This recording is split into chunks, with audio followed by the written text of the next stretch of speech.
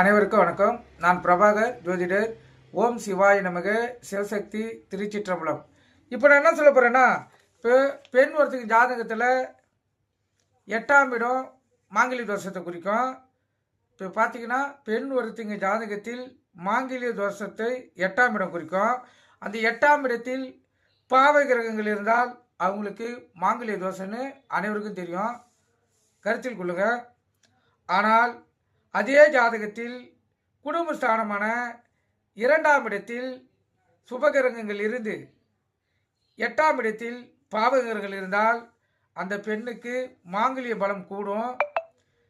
அந்த பெண் பூவம் பூட்டோட கணவனுக்கு முன்பாக தீர்க்க சும்பலியாக இறையடி சேரக்கூடிய வாய்ப்பு பெற்ற ஜாதக அமைப்பு, கருத்தில் கொள்ளுங்க. இது எத்தனை பேருக்கு தெரியும் சொல்லி தெரியாது, தெரிஞ்சுங்க.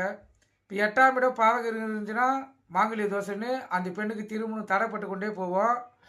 ஆனால் குடும்ப ஸ்தானமான லான் போட்டிருக்க லக்கணம் அங்கிருந்து 2ஆம் இடம், அந்த இடத்தில் சுபகிரகங்கள்.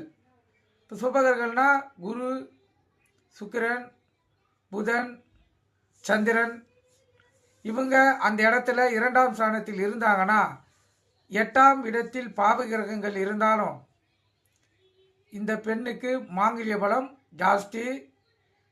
கணவனுக்கு முன்பாக இறையடி சேரக்கூடிய வாய்ப்பு இந்த பெண்ணுக்கு ஏற்படும். கருத்தில் கொண்டு பயன்படுங்க.